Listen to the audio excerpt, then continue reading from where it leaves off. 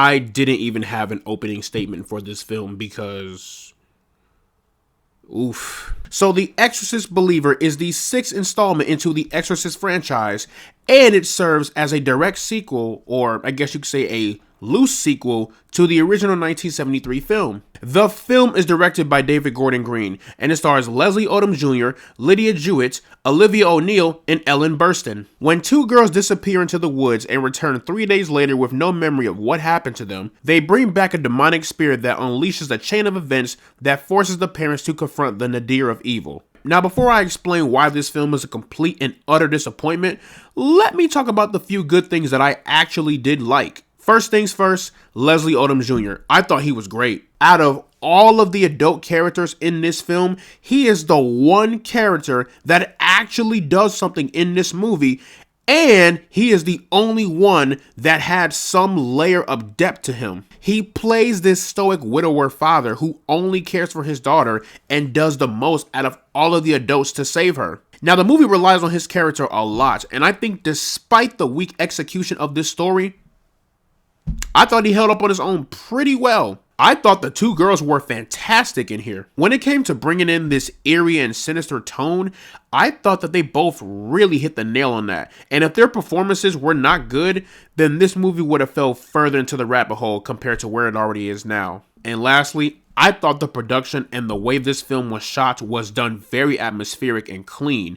Like, when it came to the atmosphere of this film, it certainly reminded me of the atmosphere and tone from the Halloween trilogy. Don't even get me started on that monstrosity of a trilogy. But that is the vibe that I got from it, and I thoroughly enjoyed it. That's all I've got for the good. And now we're on to the bad, and I don't even know where to start because... Alright, I guess the first thing is the plot. So, this movie, it felt so bloated yet empty. Like, it felt like this movie was trying to be something more than what it already was at times, while also having missing scenes somewhere in the mix. I feel like this movie was having an identity crisis. Like, I feel like this movie didn't know if it wanted to be an original Exorcist film on its own, or serve as a sequel, a loose sequel, if you will, to the original 1973 film. You know what I mean? Like, with this movie, I feel like I was watching two different creative directions just slowly collide into one another, and it all just evolved into one big hot mess. Now, I expect there to be jump scares in horror films. Like, it's common, it's inevitable, you're going to see it. But there was an excessive amount of jump scares in this movie. Like, it got to the point where you could see it all coming from a mile away, and it was just like, really? There were like 2 good jump scares in this whole film. As far as the rest, why was there so many? Other than Leslie Odom Jr. and the 2 girls, I didn't care about none of the other characters, like, at all. They all could have died, and it would not have made a difference to me.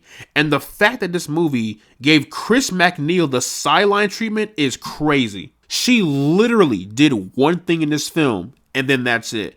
And you'll see why she doesn't do as much in the film as you would think. Like, she's in the movie, but not as much. And when you see why, when I tell you it is absolutely stupid, it is absolutely stupid. At that point, why even put her in the film? Like, what are we doing? And despite how awful this film was going, I still held on with some slight hope that it would get better, that they would actually stick the landing with this movie. And boy, what a fool I was. That ending was so cheap and so unfulfilling. Like, the ending to this film, it is the equivalent of throwing shit at the wall and seeing what sticks and running away with it. That's practically what this ending was. And just to throw this out there, I saw the original 1973 Exorcist film about a couple of nights ago, and I really enjoyed it, like a whole lot. And then I saw The Exorcist Believer. And goodness gracious, the drop in quality is insane. I still don't believe that these two films are in the same universe. Like, there's no way. There's just no way. In the end, despite a few things that I actually did like, The Exorcist Believer is a complete and utter disappointment. And you know what the messed up part is? This movie is only the first shit stain that we're going to get, because we're about to get 2 more of these in the coming years.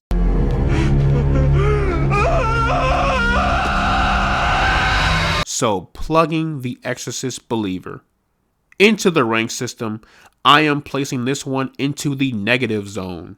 Also, this is random, but did you guys know that Blumhouse and Universal bought the rights of The Exorcist from Warner Brothers for $400 million? Keep in mind, this movie costed $30 million to make, so either this franchise or IP is worth more than what I thought, or Universal and Blumhouse just got fucking bamboozled. $400 million for the Exorcist franchise. That is daylight robbery. But yeah, that is pretty much my review for The Exorcist Believer. Let me know down in the comment section below what you guys thought about The Exorcist Believer. Did you love it? Did you hate it? Are you not looking forward to the trilogy like me? Whatever you thought, let me know down in the comment section below. And as always, guys, leave a like and subscribe if you want to see more. And I will see you all in the next one. After working up the nerve, almost equal in size, I walked around with the iron for any wrinkle in time. I paid a piece of my mind for every nickel and dime, but never less than a 5 and never slept on a job. A killer crept on your squad, yet never left the garage. When your God was close enough to see the flesh of his eyes. Get to the button and press is what the message advised. What's the threat behind the vest is where the testament lies.